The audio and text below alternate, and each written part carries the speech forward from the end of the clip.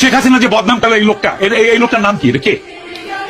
উনি একজন শিক্ষক। তাদের আমার মনে হয় আমি শিক্ষকদের শিক্ষক। ওকে, আমি বলছি এখন পদ্মা সেতু, rail line, metro rail, elevated expressway, third terminal, Hatirjheel প্রকল্প, পূর্বাচল 300 ফিট, উড়াল সেতু নির্মাণ, বঙ্গবন্ধু যমুনা সেতু, যমুনা রেল সেতু, সমুদ্র সীমা বিজয়, বঙ্গবন্ধু স্যাটেলাইট, রূপপুর পারমাণবিক বিদ্যুৎ কেন্দ্র, Karnaphuli tunnel, Cox's Bazar rail line, Cox's Bazar আন্তর্জাতিক বিমানবন্দর, ঢাকা ও চট্টগ্রাম এক্সপ্রেসওয়ে, দায়রা বিদ্যুৎ কেন্দ্র, রামপাল বিদ্যুৎ কেন্দ্র, মাথারবাড়ি তাপ বিদ্যুৎ কেন্দ্র, 119টি বিদ্যুৎ কেন্দ্র স্থাপন, পায়রা সমুদ্র বন্দর, 100টি ইকোনমিক জোন, 560টি মডেল মসজিদ, 1681টি মাদ্রাসা ভবন নির্মাণ, কওমি মাদ্রাসার স্বীকৃতি, উন্নয়নশীল দেশের উন্নতিকরণ, রোহিঙ্গাদের আশ্রয়দান, সমস্ত দেশকে রেলওয়ের আওতায় আনার উদ্যোগ, ফ্লাইওভার নির্মাণ, মহাসড়কগুলোকে 4, 6 ও 8 লাইনে উন্নীত করা, এশিয়া হাইওয়ে রোড প্রকল্প, ঘরে ঘরে বিদ্যুৎ, ফ্লাইওভার, নদী ভাঙন রোধ, শ্রমিকের মজুর বৃদ্ধি, বয়স্ক ভাতা, মাতৃত্বকালীন ভাতা, বিধবা ভাতা, মুক্তিযোদ্ধা ভাতা, শিক্ষা ভাতা, প্রতিদ্বন্দ্বী ভাতা, স্বামী পরিত্যক্তদের ভাতা, জেলেদের খাদ্য সহায়তা, ইমামদের ভাতা, বাসস্থান, বৈশাখী ভাতা, ডিজি কার্ড, আরো অজস্র।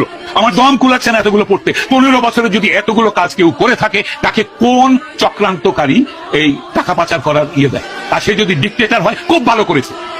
বাংলাদেশের গত 10 মাসে প্রমাণিত যে বাংলাদেশের ডিক্টেটরশিপ না থাকলে যে কোনো মানুষ যে কোনো মানুষকে মব লিঞ্চিং করবে, ধর্মের নামে করবে, হিন্দু বলে করবে, কপালে টিপ পরেছে বলে করবে, মাথায় হেজাব দেয়নি বলে করবে, মাথায় টুপি পরেনি বলে করবে, মাথায় জটা থাকলে করবে, মাজারে বসে ফকির হলে তাকে মারবে। মেরেছে, হাজার হাজার মানুষ মেরেছে এরা। ডিক্টেটরশিপ ছাড়া এটা কোনোদিনও কন্ট্রোল সম্ভব নয়। খুব ভালো করেছেন আওয়ামী লীগ শেখ হাসিনার ডিক্টেটরশিপ করে। তার উচিত ছিল আরো ডিক্টেটরশিপ করে এগুলোকে দমন করা। এইটাই আমি মনে করি।